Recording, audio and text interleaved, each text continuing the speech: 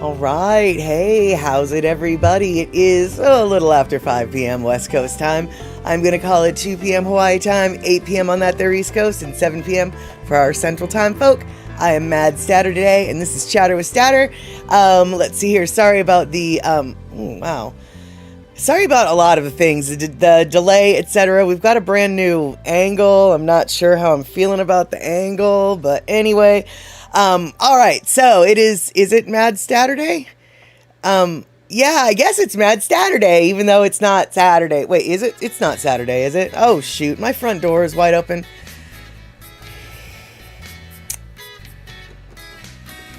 Today didn't go exactly as planned. And Terry, yes, I am way zoomed in. Here's the deal, y'all. I had to rearrange my desk a little bit because I was giving myself a crick in my neck. To such a degree that it was causing headaches and arm aches, and I couldn't sleep because of the way everything was angled on my desk, and so I had to rearrange everything, so now my camera's in a different spot, and now it's all up in my face. Now you can see that I have no eyebrows for real. I don't know. We'll just have to deal with that later. So for now, here's just my face.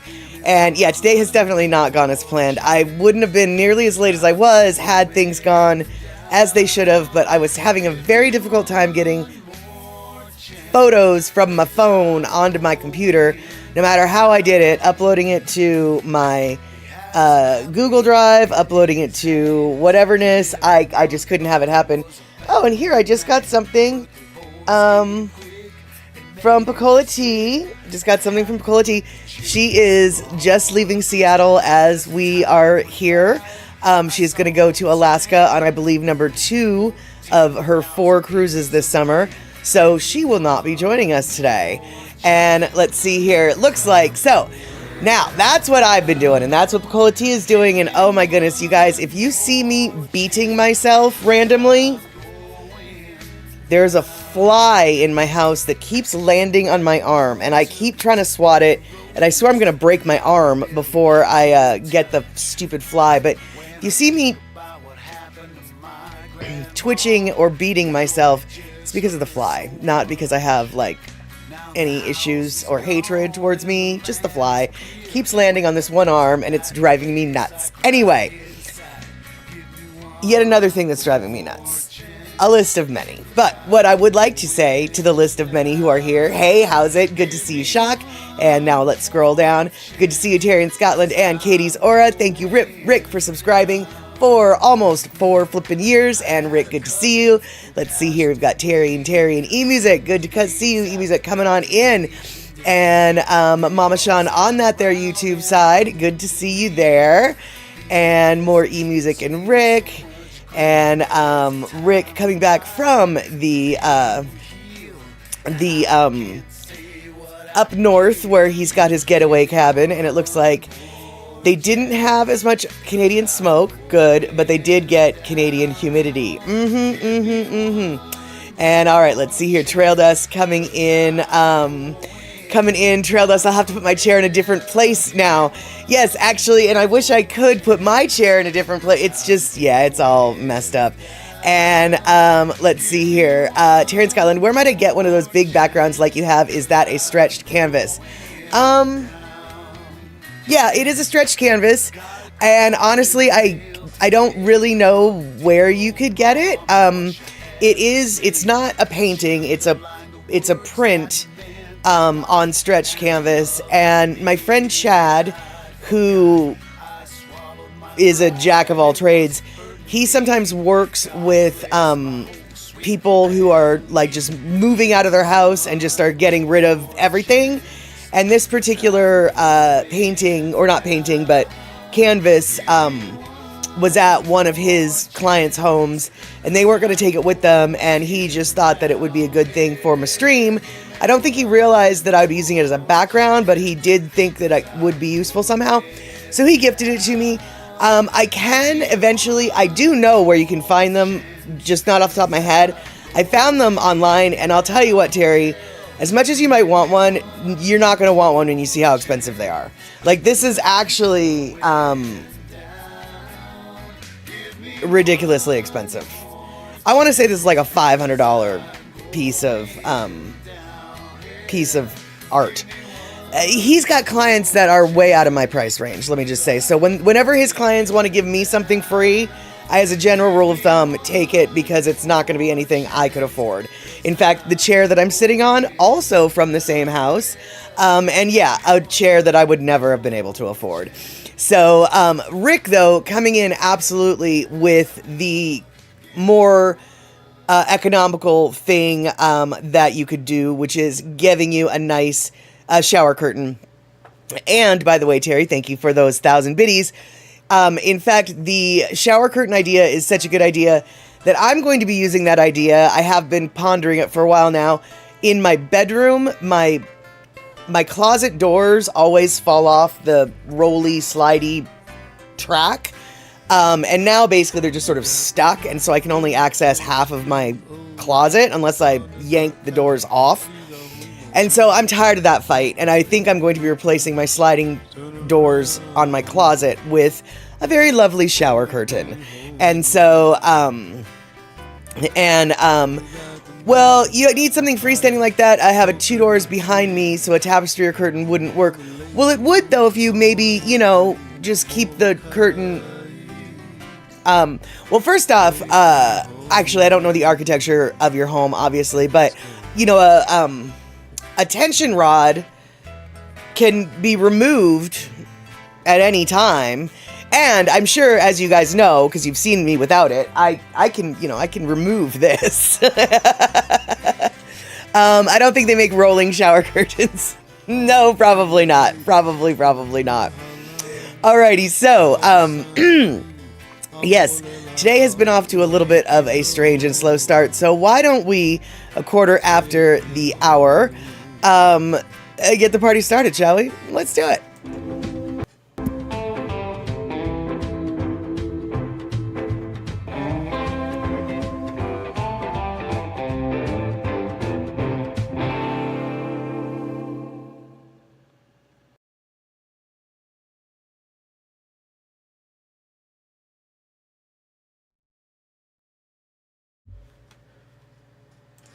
Alrighty, sorry about those piercing green eyes just staring into your soul. Had to get up and close my front door, though. So there you go. All right, you'll send me a map of your house. There you go, Terry. And rolling shower curtains might be the next thing. Honestly, I think that you might be onto something there, Trail Dust. Because anybody who has a clawfoot tub has those strange wraparound ones, which to me are just ugly and gross. But if you had one that you could roll around your tub and then collapse later, that might be a good idea. But yeah, and I did actually consider keeping this off. You thought it was a cat statter for a moment? Nope, just the one on screen. I don't have one in the house right now to hold up for you all. But I did think about taking down this backdrop to... Yep, that's what I did. I was thinking about taking down the backdrop for today because I have a big plate of watermelon that I'm going to test for you guys. And I don't really have room for it on my desk. So I guess I better make room for it on my desk because, yeah, anyway. Yeah, so later on today, we're going to be doing a watermelon taste test. We're going to have a bunch of different kinds of watermelon. Yes, you did. We've got 4 different varieties of watermelon that I'll be tasting in front of your face. We're going to be trying a seedless, organic, black watermelon. We're going to be trying a traditional seedless watermelon. We're going to be trying a yellow watermelon, and then we're going to be trying a traditional seeded watermelon. I have a friend who insists that the seedless varieties taste better. I am uncertain of that fact. So I figured a taste test would be in order. Now, I really wish that I had other people here to try the watermelons for a couple different reasons. First off, it's nice to have more than one opinion. And second off, you guys, I bought $40 worth of watermelons today.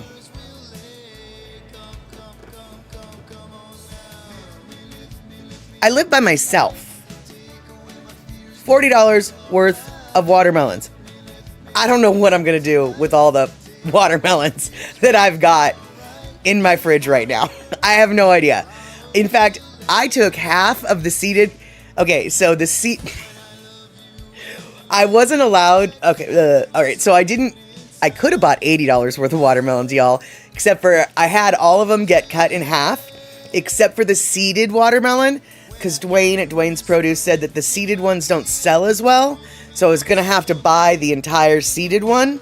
So I literally, after I sliced them off, I took half of the seeded watermelon and I cut it into chunks and I just threw it in my front yard just for the animals to have. Because I knew I was not going to eat the whole entire thing. I still have so much watermelon. And yeah, I'm gonna have to look up watermelon Slurpees or smoothies.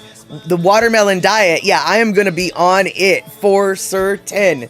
But that is a discussion for later on in the stream, because right now I've got them in the fridge cooling off because they were room temperature before, and I kind of want to try them when they're really cold. And so I want to keep them in the refrigerator until the very last minute. So I'm thinking we'll probably do the watermelon taste test after the Lono listening break. And but if you guys have any watermelon recipes for me, y'all, I'm going to need them. So shoot them my way. And I'm going to be bringing a box of watermelon to like every place I go. I'm going to go to the bar probably later tonight. And if I do, I'm going to be bringing a tray of watermelon for everybody to try. Every place I go for the next week everybody's going to have a watermelon taste test because I have so much flipping watermelon. Ooh, hey, ha ha ha ha ha. Look who showed up for a minute. Just one little minute. This is Ashes says, hello. Ashes doesn't want watermelon. She tried it. She didn't like it. She didn't like the watermelon at all. She was unimpressed. But yeah, so there you go. That is what has been going on in my world today. Shopping for watermelons, chopping up watermelons, throwing watermelons in my yard, and then forgetting that I hadn't set up the stream as well as I thought I had, which is why we were late when we started the stream. Yep, that's how that works. So will I be playing a Lono song about a watermelon? You know, it's you know me very well, Trail Dust. You do know, obviously, you do know that I try to do that. And I did go through the Rolodex in my mind of Lono tunes and couldn't think of one that was appropriate. So no, this Lono tune is just actually about it's about a lei that you wear on your forehead, or that you wear on your head. It's a good song though. Look up watermelon agua fresca. Okay, yeah, for sure, dude. Because those, yeah, I knew, I knew what you meant, Mama Sean. Yeah, those Mexican agua fresca drinks look so good. The hibiscus one looks really good. And honestly, I really want to try the Brazilian style lemonade or limeade with the condensed milk. That looks really good too. So yeah, I'll definitely look up that, because that's how it's gonna have to be. I'm gonna have to drink these watermelons, man. There's just so much of it. But you know, it just occurred to me, I do have vodka. I wonder what watermelon and vodka tastes like. One day I might have to try that out. Ooh, in fact, I have vodka, 2 bottles left of my Jason Momoa vodka. And so I wonder if my Jason Momoa vodka would go well with the watermelons. I'm sure it will. And Terry's coming in. 4 cups cured seeded watermelon. Got that. Half a cup water, half a cup white sugar, or to taste, 4 slices of lime, 24 fresh mint lime leaves, 8 cups of ice, or as needed. Melon hunk screwdrivers. Yeah, I could spike a melon. Well, all my melons have been sliced in half. So I don't know if I can spike them once they're sliced. I don't see why I couldn't, now that I think about it. But yeah, I have a feeling there will be watermelon infused vodka cubes. No, vodka infused watermelon cubes in my near future. There we go. And but the 4 cups of that recipe that you have there listed there, Terry, that sounds very refreshing. Very refreshing. And yeah, exactly, Mama Sean. That's what I was saying. I've heard of people injecting the watermelon with vodka, but like once it's already sliced open, I don't know if that's how I would do that. Either way, we might just be doing a little, spody and chop up the fruit, soak it up, and then eat the fruit, drink the juice left over. We might be doing some of that now that I think about it, because I don't want to waste these melons. But alas, we're not talking about melons at the moment. At the moment, what we're supposed to be talking about is this. I don't know if you guys remember, but if you've been here long enough, you probably know.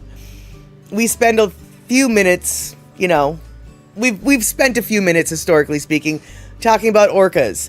And when talking about orca whales, dolphins actually, we cannot forget. Now, we focus, of course, on the Puget Sound, the Salish Sea, the southern residents, the Biggs transients, sometimes the northern residents. This is our general focus here. But we also can never forget our Mediterranean orca cousins, because we already know what we're talking about when we talk about the Mediterranean orcas. And you guys, they hit 1,000. Here, let me get this. They hit 1,000. 1,000 boats.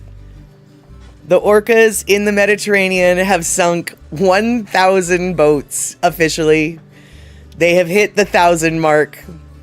And they are finally recognizing something that Andre has been saying this for a while. I have been denying it based on a previous scientific idea. Wow, those are weird words. Anyway, I was under the impression they were doing it for fun. But they finally decided that no, this is not for fun. This is for real. This is out of anger. This is for malice. And not only that, it is a generational grudge that has been passed down from generation to generation these days. They have finally acknowledged that, yes, indeed, the orcas do have a complex enough society that that grudges can be held and passed down from generation to generation. And they hypothesized that, let's see here, what was it? There was the Gladys, I think, was the first one. And I think it was, Gladys. They call this group the Gladys Group. And boy, I wish I could read that. So I'm going to have to do something here. They call it the Gladys Group. And basically they hypothesized that Gladys, let's see if I can get a better reading on this. This matriarch, let's see here. Until recently, the motive was a mystery, but new research has traced the behavior back to more than a decade to a single traumatic event. Somewhere off the coast of Morocco, a female orca calf was struck and killed by a boat.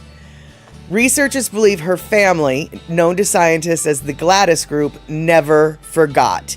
This matriarch-led pod began targeting vessels shortly afterward, and over time, the behavior has spread across generations. Young orcas were observed watching, learning, and eventually joining in. The attacks are anything but random. Scientists say the orcas often work in coordinated teams, with some distracting the bow while others slip to the stern where they carefully pull the anchor chains and twist metal until an engine seizes. In many cases, they methodically remove the propeller blades or tear away the steering mechanisms, leaving the boats dead in the water before disappearing into the deep.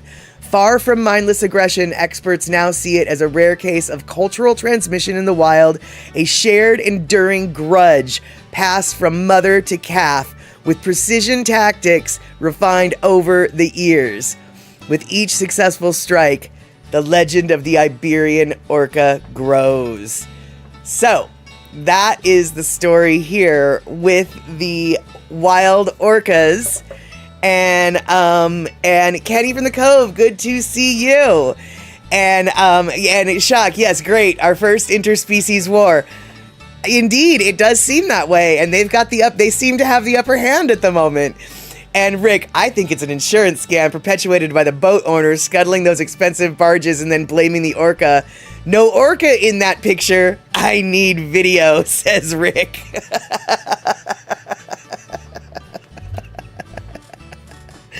I love that theory. Oh, I think that is funny. That's right. Giving the orcas a bad reputation. And it's just a scam perpetuated by the big yacht owners. Big yacht money is perpetuating a scam. All I know is you're right, Rick. I didn't see any orca in that picture either. But I am impressed that the orcas are now basically raging a Hatfield and the McCoys type of war. They'll be the Hatfields, I guess, and the yachts will be the McCoys, and no McCoy will be safe when the Hatfields are around. And if you guys don't know about the Hatfields and the McCoys, look it up, because I don't know enough to tell you, but it's the longest running family feud in the history of the United States. That much I can tell you. It went on for decades and generations. I think close to 100 years. In fact, does anyone know the origins of, or not origins, does anyone know a little bit more about the Hatfields versus McCoys, now that I bring them up? Immortalized in a country song. Yeah, that's probably why everybody really knows about it. But I can't remember what it was about. Probably a pig. It seems like a pig is what starts the most problems. A pig wandered into my yard. Now it's my pig. No, it's my pig. Your pig wandered into my yard and ruined my garden. Now we're going to war. Which actually, by the way, for those of you who don't know, the United States and Canada did get into a war over a pig that went into someone's garden and ate their stuff. So, yeah, pigs definitely have been known to cause some problems. And let's see here, Terry in Scotland, orcas must carry their own GoPros for their podcasts. Good one. I see what you did. I see what you did there. I see what you did there. Let's see here. The Hatfield. Yeah, so if anyone wants to tell me a little bit more about the Hatfield and McCoys from the Wikipedia link that Shock just threw onto the list. I was going to say just threw up, but that sounds kind of gross. Just threw onto the chat. Feel free to check that link. Boy, oh boy. I don't know what's wrong with my brain today. Then again, it's probably the same thing that's wrong with my brain every time I try to run a stream. And so, rich Southern trash versus less rich. A murder started it. Oh, okay. Which one murdered who? Civil War era, of course. Which one murdered who? Did the McCoys murder a Hatfield and so the Hatfields got pissed? Or did the Hatfields murder a McCoy and the McCoy got fixed? Or whatever. All right, Terry coming in with the pig war. Absolutely, the pig war. We learned about it in Washington State history in 9th grade. The pig war was a territorial dispute between the United States and Great Britain. Oh, that's right. I guess it wasn't Canada. It was Great Britain. Over San Juan Islands in the Pacific Northwest, which began in 1859 after an American settler shot a pig belonging to the Hudson Bay Company because it was rooting in his potato garden. Exactly. And I forgot that it was the Hudson Bay Company's pig, which is probably the reason why the war started. Had it been any other Britain's pig, it wouldn't have been an issue. But you don't mess with the Hudson Bay Company, dude. You do not mess with the Hudson Bay Company. And Shock's coming with the Hatfield. The first real violence in the feud was the death of Asa as he returned from the war, murdered by a group of Confederate home guards called the Logan Wildcats. Asa McCoy, the less rich side of the divide. Got it. Those crazy fools. I don't understand. Did he fight on the wrong side of the war? And so they got mad at him? Gonna have to look into that, because I don't know, dude. That's pretty lame, shooting a dude who's coming home from war. That's rough, dude. That's not cool. All right then. Okay, so we're talking about history. Now we're going to talk about the future, or currently the present. But it's a craze that people have been going crazy for, and it has a historical precedent, sort of. If you've ever heard of like Cabbage Patch Kids or Beanie Babies or things like that, we have a new one in the house. Does anyone know what the new hot collectible is in the house? Asa fought for the Union. Oh, unlike most of the people in that region, maybe that was it. Oh yeah, so he fought for the wrong side. Okay, he fought for the wrong side. Shock eggs. No, eggs are not the new collectible toy. Eggs are not quite the new collectible toy. Terry in Scotland has got it. Labubu's are the shtick, y'all. And I had not heard of Labubu's until just like last week, when I heard about this heist where someone stole a shipment worth $7,000 of Labubu's, and it's a huge ordeal, and I'm like, I don't even know what a Labubu is. Well, as it turns out, Labubu's are so I did some research, so y'all don't have to. And these are what hold on. There we go. These are what Labubu's are.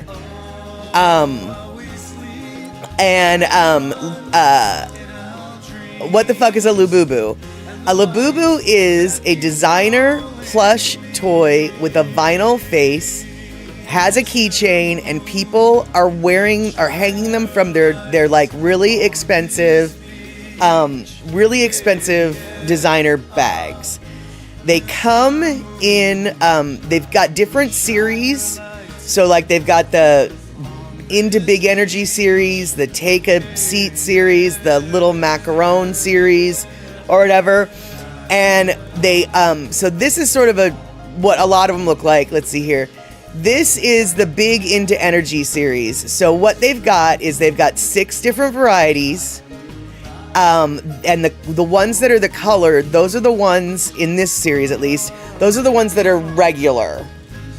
And then that gray one on top, that's the secret one. And that one is only out of 1 out of 72 boxes. Whereas all the other ones are like at 1 out of every 6 box. So people try to collect them all, and then they're on the search for the secret one. Now, this is the Big Into Energy collection, and actually, I gotta say, I kind of like it. And the only reason why I enjoy these things, now this is the Have a Seat collection, and you can see on the side of the box, these are all the different ones that are the options, and then there's the secret one down at the bottom, right? It's Pokemon for Buffies and Chads, I guess. Yeah, kind of in a way.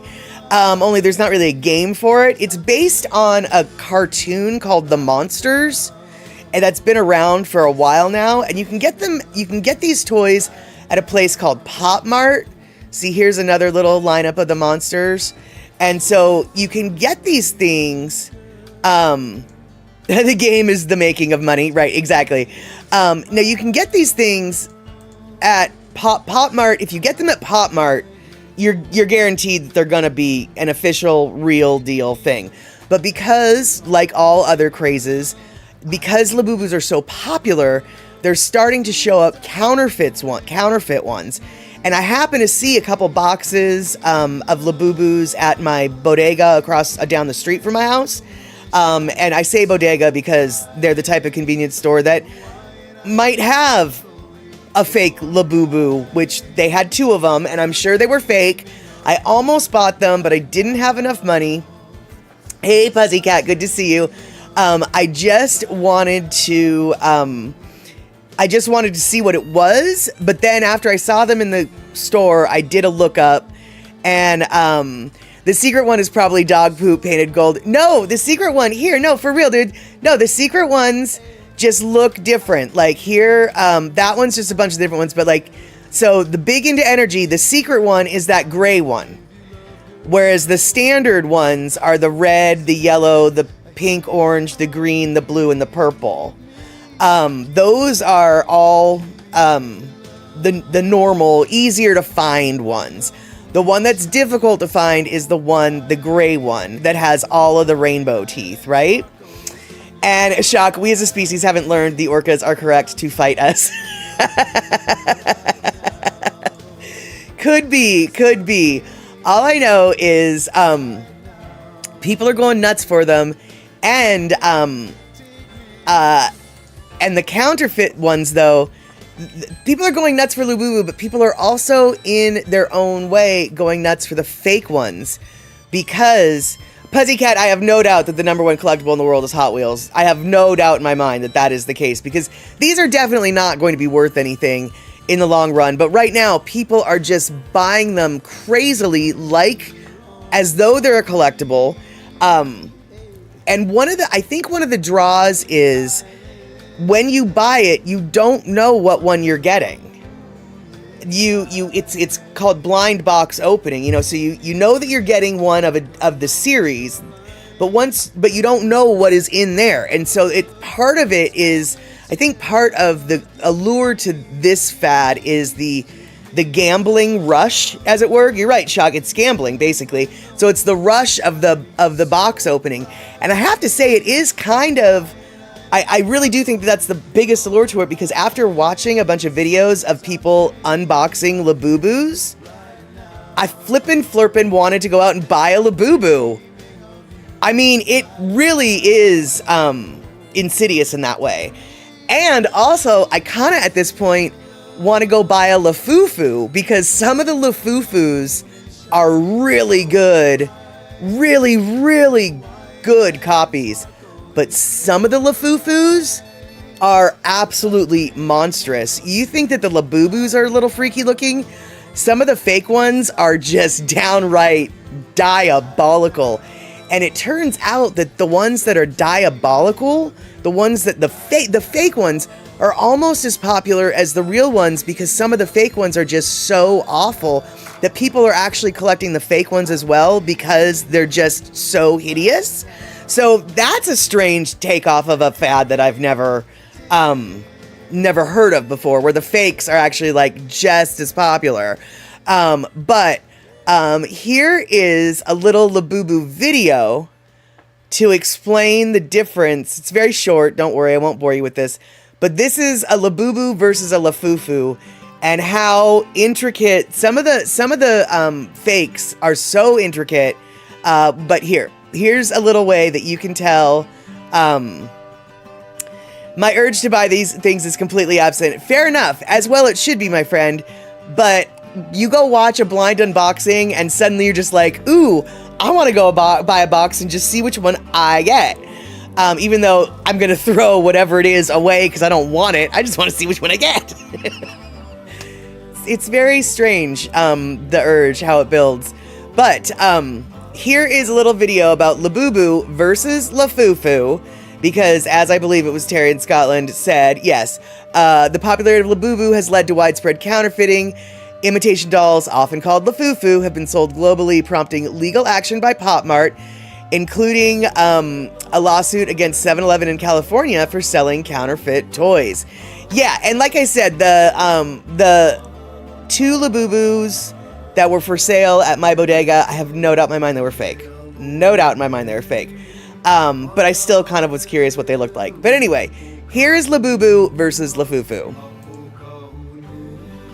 You've seen these everywhere. They are called Labubus. They are seeing a surge in popularity. From Lisa to fans across the globe, Labubus have taken over. Didn't think I would get on the Labubu train, but I did. But how do you know you're buying a Labubu and not a Lafufu? A Labubu is a designer plush pendant toy created by Pop Mart. And a Lafufu, it is a beautiful creature that is trying to be a Labubu, and it resembles a Labubu a lot, but it is not from the Pop Mart store. We looked at dozens of videos on how to spot a Labubu and then confirmed with Pop Mart. Here's what we found. Before we begin, I have a challenge for you. Can you tell the difference between the Lafufu and the Labubu?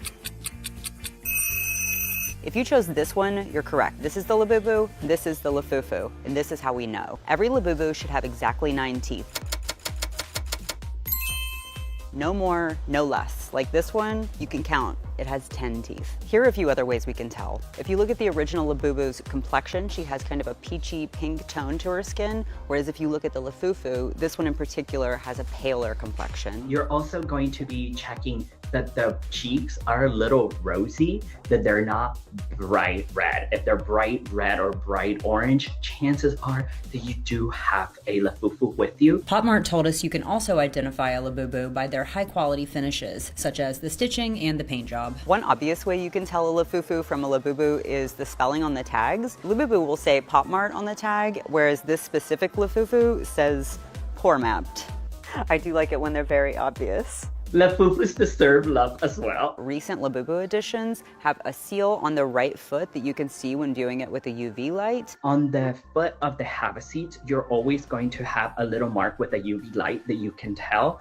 You cannot tell it directly with the naked eye. Some Lafufus do have an intense mark of a Labubu monster that you can see there, and you're like, okay, that's like literally too obvious. And the left foot has the Pop Mart engraving with the artist's name below it. Your Labubu should also have a QR code included on the tag, and it should take you directly to Pop Mart's website when you scan it. If your product doesn't have the QR code on the label, or it doesn't take you directly to Pop Mart's website, it's a Lafufu. People are paying so much money for these Labubus and for these collectible toys that it is really important to make sure that the authentication of the actual Labubu does happen. People are getting smart. You know that you can put a sticker on there and you can put whatever other code. It's no wonder Lafufu creators have gotten so smart. Labubus have taken the world by storm. The revenue in America grew nearly 900% last year, according to Citigroup research estimates. Labubus generated about $410 million in revenue for Pop Mart in 2024, not to mention long lines and even... Okay, so that was totally the wrong video that I wanted to show you. It was way longer. The video I wanted to show you was like 35 seconds long, so sorry about that. But that's... But that is basically the gist of, there are so many ways that counterfeiters are mimicking this, that even some of the ways that this guy said you can tell if it's legit by looking for this, that, or the other thing, that is true to a degree. However, some fake Labubus, the Lafufus, are coming with their own QR code on the label, just like he says the real ones have, and you scan that QR code and it takes you to an authentication website at Pop Mart. And the real ones, that QR code takes you to the real Pop Mart site, and it will tell you if it's legit or not. The Lafufu that has the QR code, you scan that QR code and it also takes you to an authentic website. But that authenticator website, that website isn't from Pop Mart, it's Pop Mrat. So they've inverted the R and the A in Mart. So unless you are really looking at what that address is that you went to, your authenticated Lafufu it's not the Pop Mart website. You think it's the Pop Mart website, but it's not. And so you think you've got this, right, Dyslexics of the world unite, right, you untie, right, exactly. And so, so the counterfeiters are doing really, really well to keep up with every little thing that Pop Mart is trying to do to keep the counterfeiters, to help people recognize counterfeit versus legit. They are just right there on their heels doing those things too. And so people are absolutely going nuts for this for this trend, and it sounds like Darlene is already aware of this trend. So yeah, Darlene, I hope that your kids, your grandkids, also are blissfully and remain blissfully unaware. And let's see here. Darlene, actually, they retail for about $22.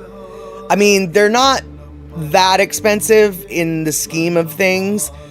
Actually, $22 is expensive, but they are, if you went to Pop Mart and bought each of your grandkids one Labubu, it probably wouldn't break your bank. But the deal is you basically have to go to Pop Mart, otherwise you don't know what it is you're getting. And no, if you go to the Pop Mart website, it's like, I think $27 or something like that. It's just that you can only buy them online. Pop Mart, by the way, you guys, is this Chinese store. It's a Chinese-based market that has come into the United States, and they're in like every mall. They sell a bunch of little cutesy toys and stuffed animals and things like that. But because the Labubus are so popular now, they've stopped selling them at their kiosks and in their stores, so you can only get them through the app. And I think they're only like $22, $27. But Darlene, because they sell out so quickly, the resellers, they're the ones that mark up the price. And the resellers, honestly, you have no idea if they're legit Labubus. You have to really, from what I've read or from what I've been watching, because I kind of went down the rabbit hole, the only way that I would spend any money on this ridiculous trend is buying it directly from Pop Mart, because that's the only way that you know for certain that you're not getting a ripoff. But yeah, the aftermarkets are $50 because they sell out so quick. So, and Kenny from the Cove, don't leave yet. We're just about to start our Lono listening break. So, Terry in Scotland says, though, that one of the most sought-after collectibles is the Paul Newman Daytona watch, a vintage Rolex with a distinctive dial, highly coveted due to its celebrity association. Interesting. All right, so, collectibles, weird little scary monsters, and now, Lono listening break, a song about a lei you wear on your head. Boop.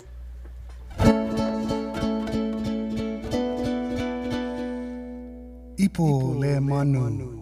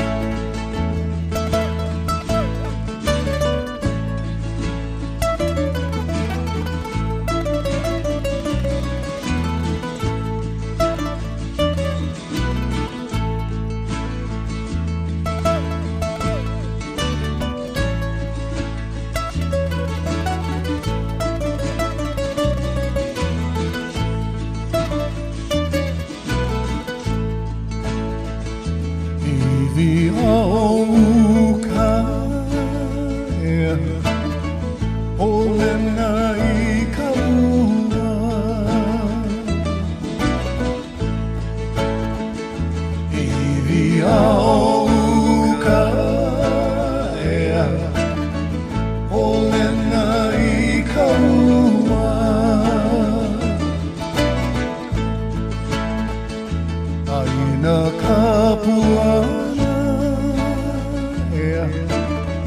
no kalani heleroa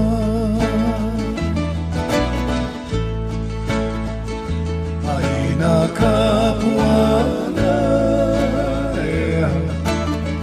no kalani heleroa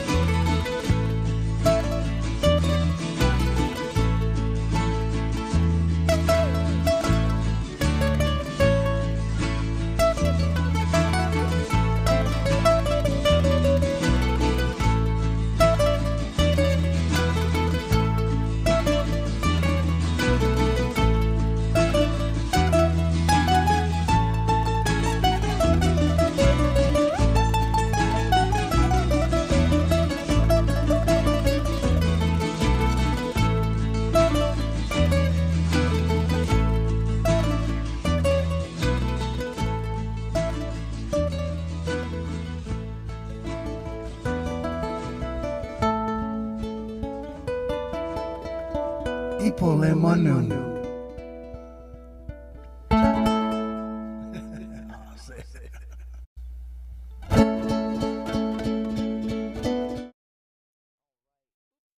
All right, there we go. Okie doke. Had to pull my hair up there. It was driving me nuts, all those frizzy ends. So I decided it's time to pull that there hair up. And yes, I know I'm missing my my Honu, but it's right here. It's not gone.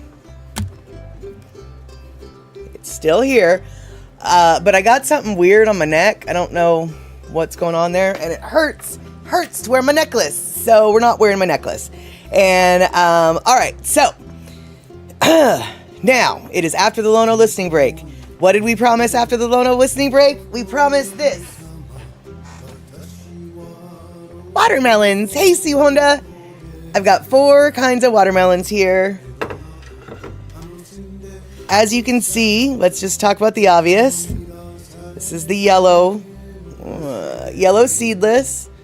I don't know if there we go. Yellow seedless. Shoot. Uh-oh. Okay, well, and then this is the black seedless. And black, it's because it looks like that on the outside. And it's a variety. And then this is the regular seedless, only it does have a seed right there. This is the regular seedless. And then this one is the good old-fashioned with seeds melon. So, first question for all y'all. Do you have, did you get them for free? Is that why you have so many? No, Pussycat, I spent $40. I spent $38 on watermelons today, just for this test. And I didn't even buy whole watermelons. I bought half watermelons. But I wanted to find out just the difference because one of my friends insisted that seeded watermelons taste better. And I was like, okay, maybe not. I don't know. And so I wanted to find out.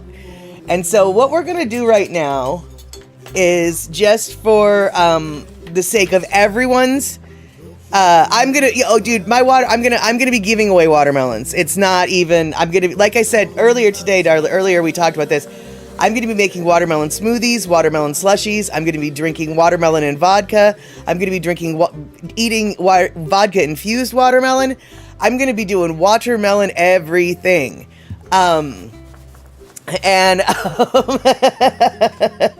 Anyway, though,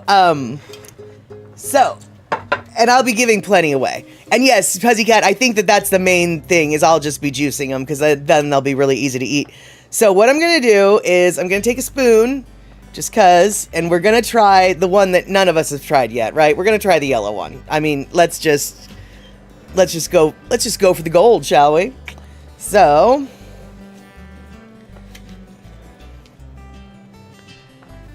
I just took a little spoonful. There's a little baby seed in here, but not, you know, nothing major. Smells like a watermelon.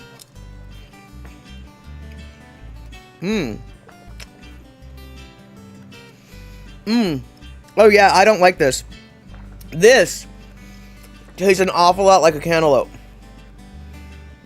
This has the texture of a watermelon, but it has the aftertaste of a cantaloupe. Oh, it's sweet, but honestly, it's sort of like it's sort of like a honeydew slash cantaloupe flavor with the texture of a watermelon. And I like honeydew, but cantaloupe is not my favorite, and it's really got a strong cantaloupe flavor. So, if you like cantaloupe, a yellow watermelon might be right up your alley. It is sweet. It's perfectly sweet. It's a mild sweet. But yeah, I don't like cantaloupe, and this has a distinct cantaloupe essence to it. So I'm gonna have another bite just to see. But yeah, I would not buy this again. But I can see why someone would.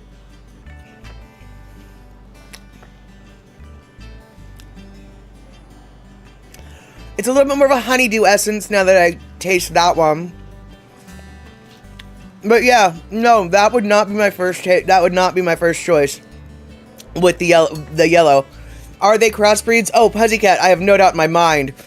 The seedless, the black, the yellow, I have no doubt in my mind that these are hybridized crossbreeds till nobody, yeah. I'm sure it is. We can look that up later, but yeah, I'm sure that is. And I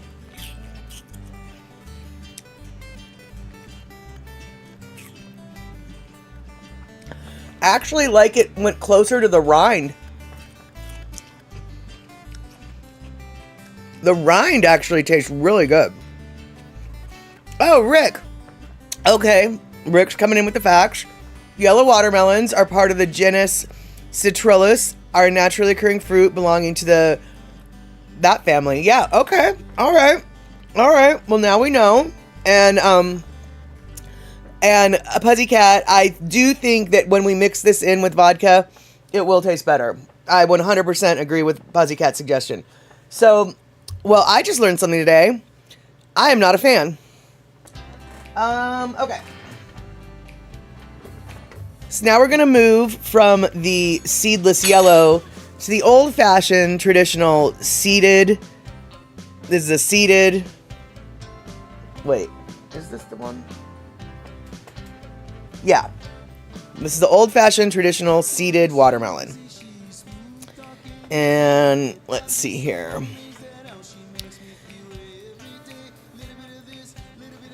Oop. Oh, this one's already juicier, I can tell. So I just took the little spoonful out of here.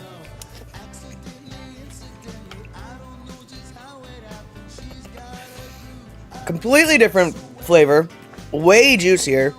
Now, the juicier could have just been, I didn't pick a good yellow one, maybe. Way different flavor. More floral flavor. And Rick, all parts of the rind are edible and have a crisp and slightly fibrous nature with a mild and just vegetal taste.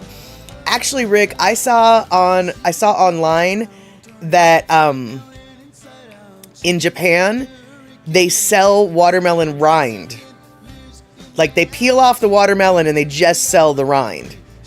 I don't know. I didn't click on the article to find out why. I just saw the headline and I was like, that's kind of funny because we don't do that here in the United States. And there are orange heirloom melons as well as the hybrids. Okay.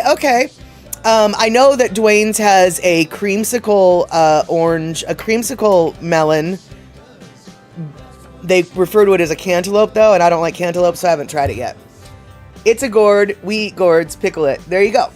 All right, so second taste of the, as you can see now, the traditional seeded.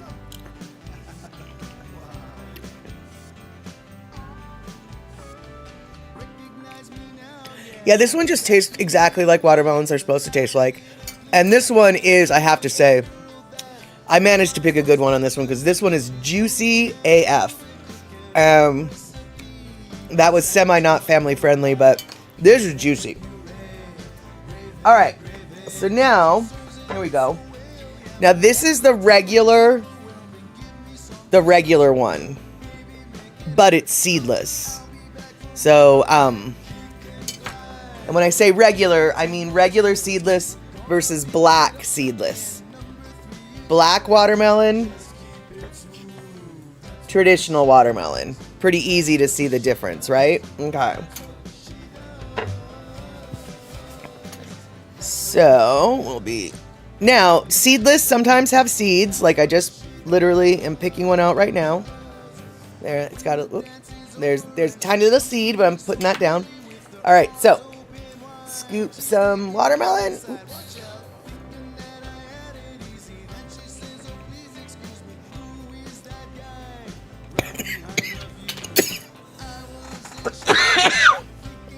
Pardon me.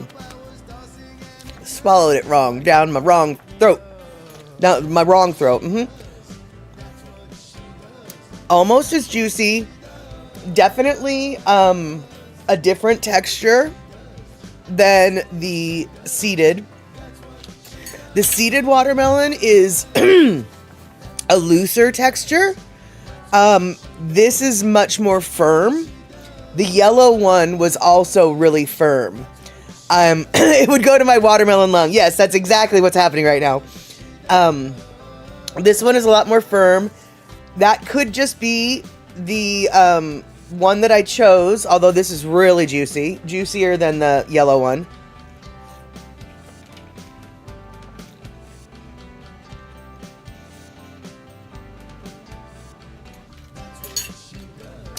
It's sweet. It's good. But you know what? And Rick, this is exactly... Rick just asked, what made me do this watermelon taste test, right? What the hell?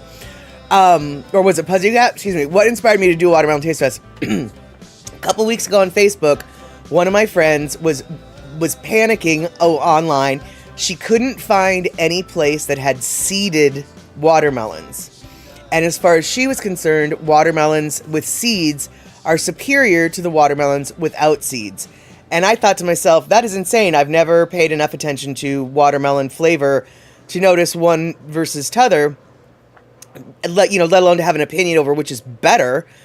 And so I was like, well, I'm curious now. And so then I was like, okay, well, I want to try a seeded versus an unseeded. But then when I went to my produce stand, I saw they had a yellow one and I saw they had a black one. So I was like, well, now I have to just do a variety of I want to taste test all of them. And that is why we're here. And Terry coming in, the term black watermelon most commonly refers to black diamond watermelon variety, a large heirloom cultivar known for its dark blue-green, nearly black rind, and rich red, sweet, juicy flesh. That is fairly correct, although I dare say almost all of the watermelons, the red watermelons here, are almost equal red color. And let's see here, Terry, the red and sweet watermelon is described as the best tasting watermelon around, noted for its incredibly sweet flavor, complex fruity notes, brilliant crimson flesh. Wait, where did it go? Brilliant crimson flesh and juicy yet crisp texture. It's also a favorite among growers and has been cultivated for generations. The Orange Glow watermelon, which this is not Orange Glow. This is not Orange Glow. This is yellow seedless. At least that's what the label said. Like specifically yellow seedless. And I'm assuming if Orange Glow is an actual variety, the sticker would have said. So, but Orange Glow is frequently cited as a top choice for its intense sweetness and unique, slightly citrusy flavor that sets it apart from the red flesh varieties. It is often considered the sweetest watermelon tested in university Brix tests. Interesting. Let's see here. The Blacktail Mountain watermelon is praised as hands down one of the better tasting melons. See, so apparently, there's all sorts of watermelons that we have that are great varieties. Now this one is just the Yakima. This one's from Yakima. Oh, by the way, all of these except for the seeded one are from Washington State. The seeded one is from Hermiston, Oregon. And I have to say, the simple fact of the matter is Hermiston, Oregon produces absolutely superior melons to anywhere. So the fact that this seedless is so far the superior one, in my opinion, it might not be because it's seeded. It just could be because it's from Hermiston. If you have an opportunity to get a watermelon from Hermiston, Oregon, I encourage you to get the watermelon from Hermiston, Oregon. No one in Washington State likes to say that Oregon does something better than Washington, but everyone in Washington State admits Hermiston, Oregon is where you get the best watermelons. Period. Period. End of story. There's no conversation.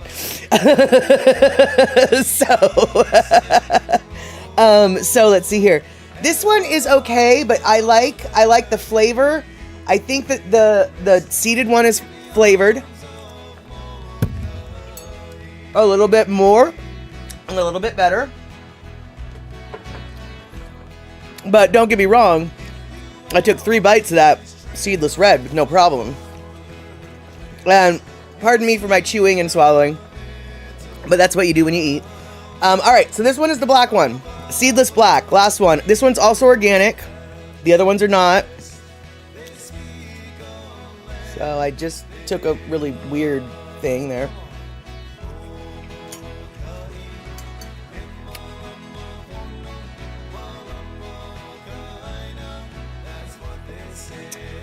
This organic black, seedless, has a texture. Hey, Picola T, got an internet connection. Excellent. This particular black seedless watermelon has the same texture as the seeded melon. But not as much of a flavor as the seeded melon. I'm going to have to say that my friend honestly is onto something. I think that the seeded watermelons do taste a little bit better. And if I was going to choose a watermelon that was seedless, I probably would go with the black. Well, hold on. I'd probably go with the black, but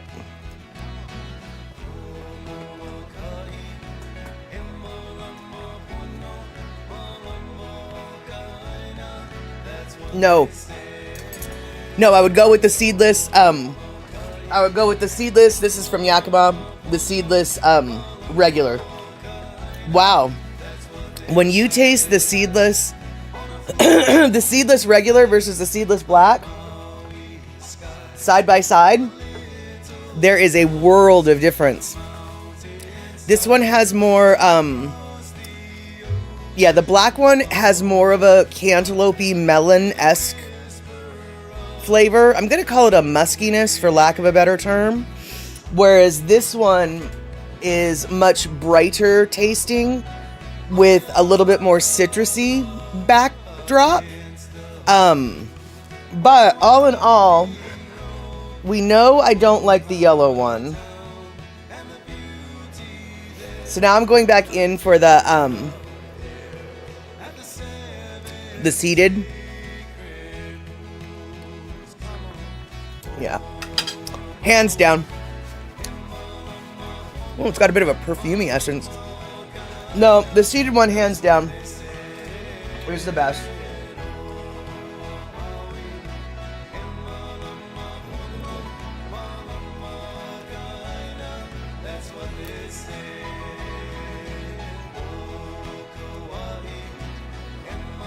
Yep.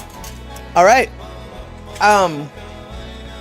I think everyone, if you're gonna go to a big picnic one day and you need 4 watermelons, I encourage all y'all to buy different varieties of watermelons and do your own taste test, because I cannot believe side by side all of these different varieties actually have, now I mean, like, okay, so yeah, seeded regular,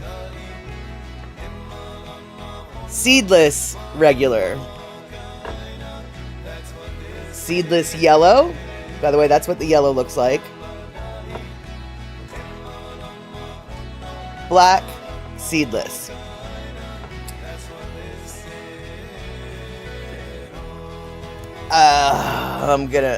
There we go. So, where are we? There we go. That's what we're working with today. You can see that the reds are almost identical in red.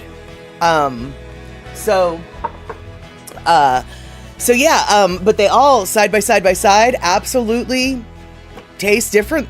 They all, if you took a bite of one blind, you'd be like, oh, that's a watermelon. They all taste like watermelon, right? But they all have very different essences of watermelon.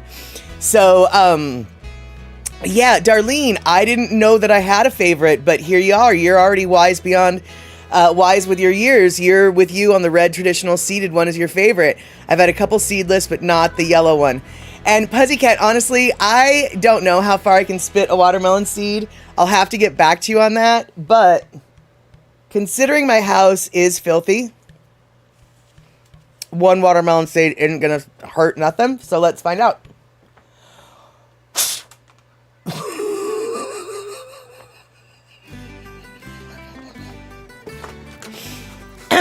It hit.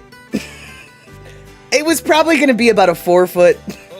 It's probably going to be about a 4 foot launch, but it hit this and then bounced off. So now I'm going to move.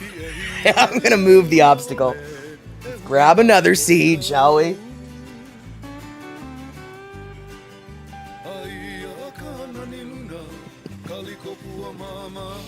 Wow, 75 feet? Holy crumb. I know, this is totally broadcast quality.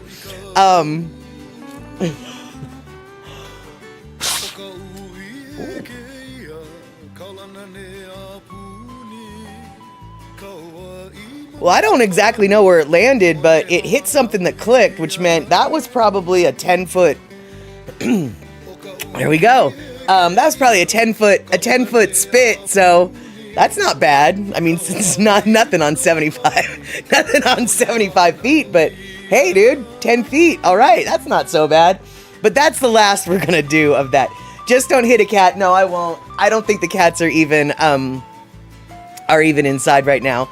Did the mouse get it? No, nobody was in the way of that one. Nobody was in the way of that one. But speaking of don't hit the cat, Puzzy, just so you know, Leo was spotted on Friday night. Friday night, we had a terrible rainstorm. Not really. But it was rainy and it got wet outside. And so when I came home from work, all of the kitties were patiently in the house. Leo was sitting on this very chair, and all the other kitties were in their spots, and they were just waiting for me to come home and feed them wet food, and in a nice dry spot. And then after he ate his wet food, he cuddled up and laid on the floor for a little while before he went back out to the storm. So, Leo is definitely alive, well, and knowing that he is welcome here anytime. And in fact, actually, a couple days before that, Leo was laying down on the kitchen floor, and I was trying to feed him wet food, but he wasn't going for it. And so Dusty wanted the wet food, and so Dusty was like Leo's laying here like this, and Dusty is like standing over him like this, while he's eating the food for Leo, and neither Leo nor Dusty seem to mind that weirdness. So clearly the boys are getting along. And that just makes me so happy. And as far as cats being the master of hair ties or the terror of hair ties, yes, most cats are the terror of hair ties, and you will probably find all of your missing ones in a dusty corner one day when you pull that chair out. They all go to one place to die, at least in my house. If I don't have any hair ties, I know where to go find them.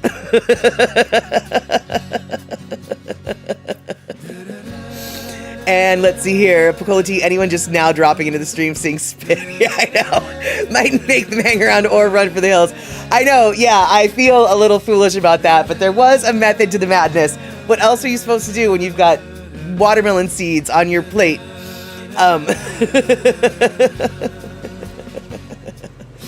All right, you guys. So that is basically all I had for you today, I think. Oh, I remember one more thing. So, talking about collectibles, we're going backwards. Labubus, they're collectible, right? And we kind of compared them to Pokemon. Well, speaking of Pokemon, your kids, your grandkids, they might want to collect them all. Only this time, it's soup. They have Pokemon labeled soup now. Yes, that is right. Campbell's has created Pokemon soup.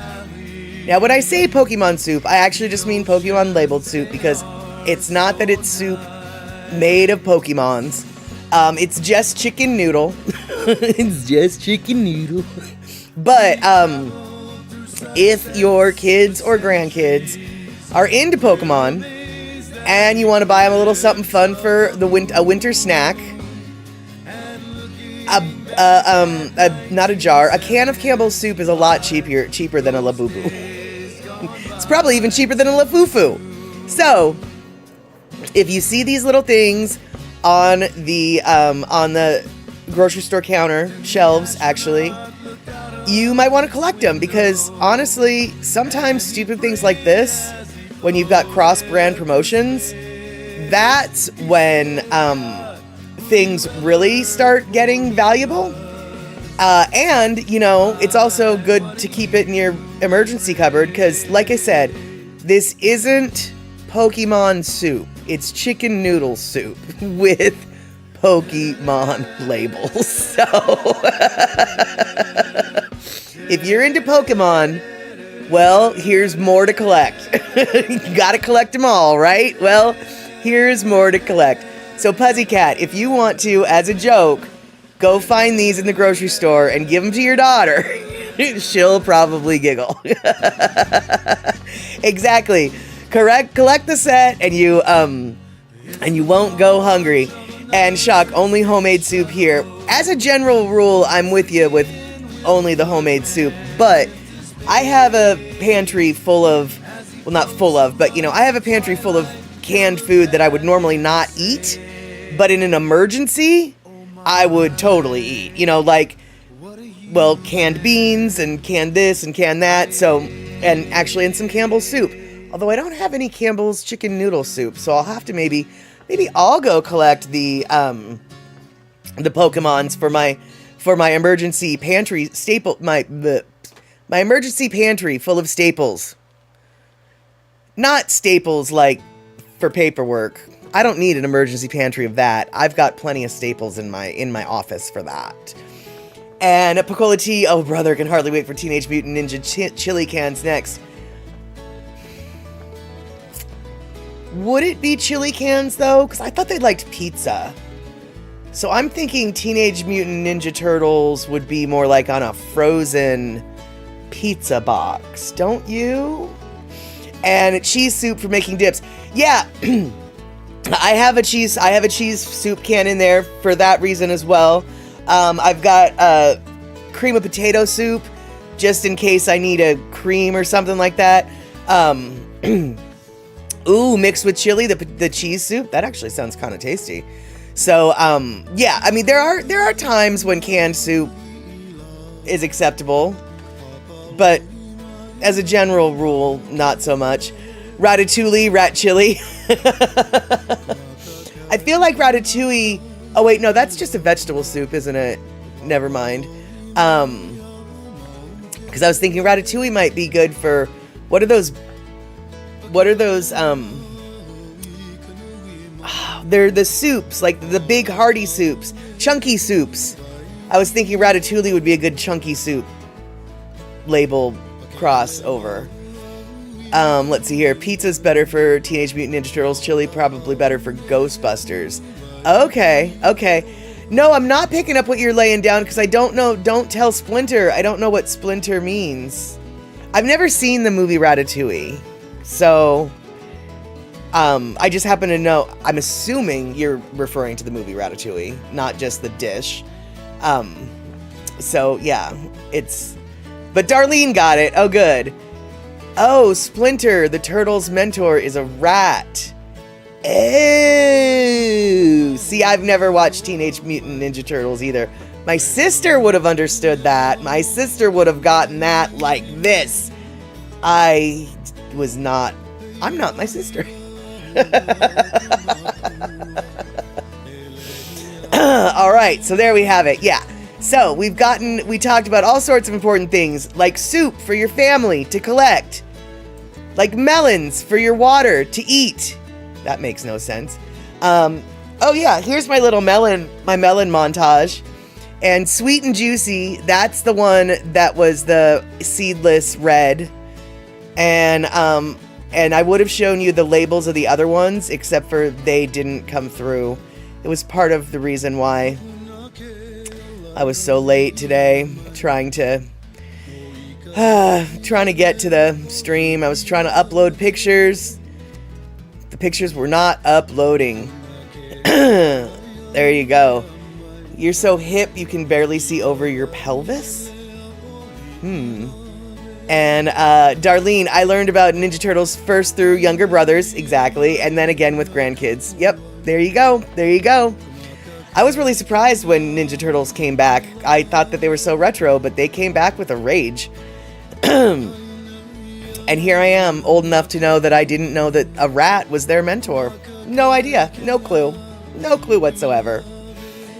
Alrighty, you guys. So, let's see here. Oh, that was a Hitchhiker's Guide reference. Okay, I'm so hip I can barely see over my pelvis. Did not catch that because you know what? I've actually never read that book. I just happen to know the key, the key takeaway from that book, which is 42. And all right, so I guess that is all we have got today. So why don't we do what we don't normally do, but we'll have a second Lono listening break, and then we'll wrap things up. Let's do it.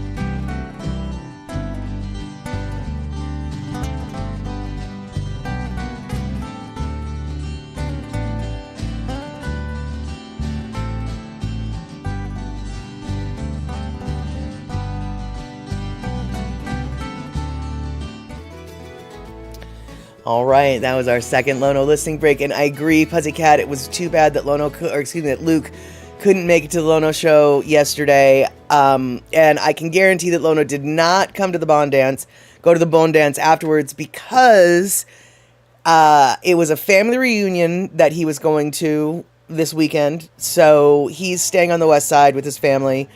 But what I also know is I am super bummed that nobody could be there, because the set list that he had, it was a 2-hour show, no breaks, and he had a 3-part set list that was to die for. He basically said, because it was a family reunion and he knew that a lot of his family was going to be there, he wanted to, he was like, I'm writing the set list of my life.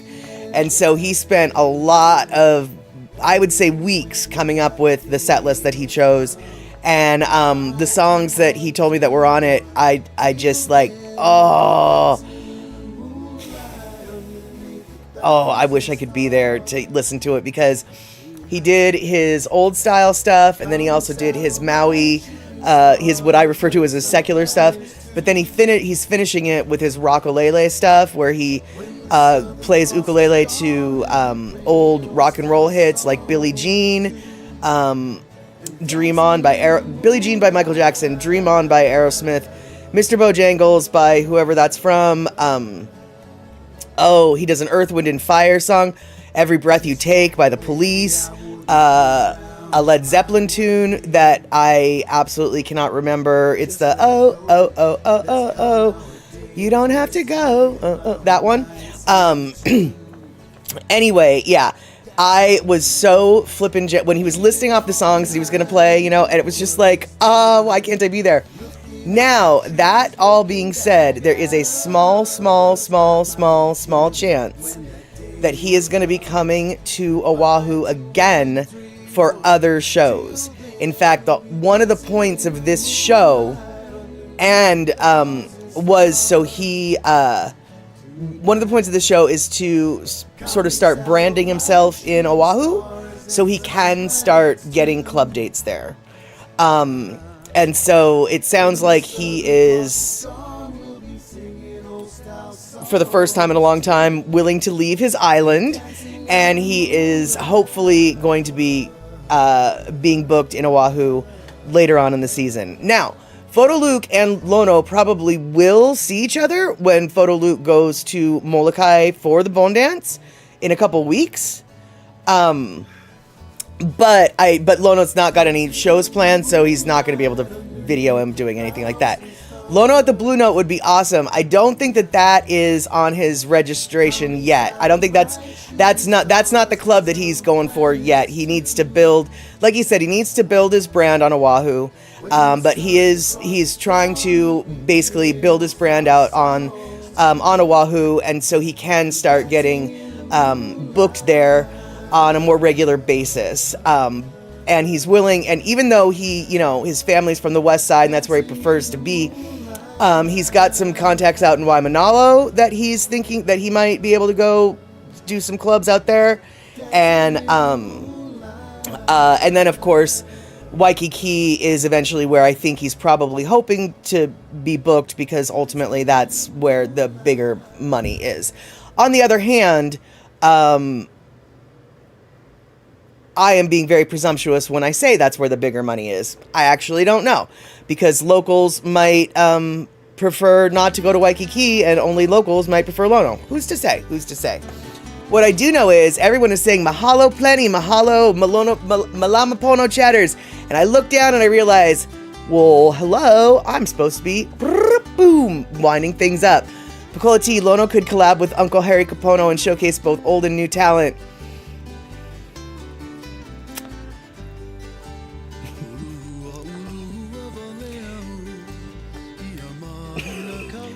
Maybe. I am not sure how close Lono and Henry Kapono are anymore. I know they had a little bit of a burr. They used to play together, and hopefully bygones are bygones. But Henry Kapono was supposed to be the producer for Heavy on Hawaiian Style, but Lono got tired of waiting for him because he was busy with another project, and so Lono just took that project and produced it himself. And I know that ruffled some feathers. Now, that was decades ago, so who knows? And I would love to see Lono and Henry together, actually. I just don't know how realistic that might be. How hopeful we should get for something like that. All right, you guys, thank you so much for hanging out for the Labubu fiasco, for the watermelon taste test, for the multiple Lono listening breaks, and Darlene coming in with the elephant in the room.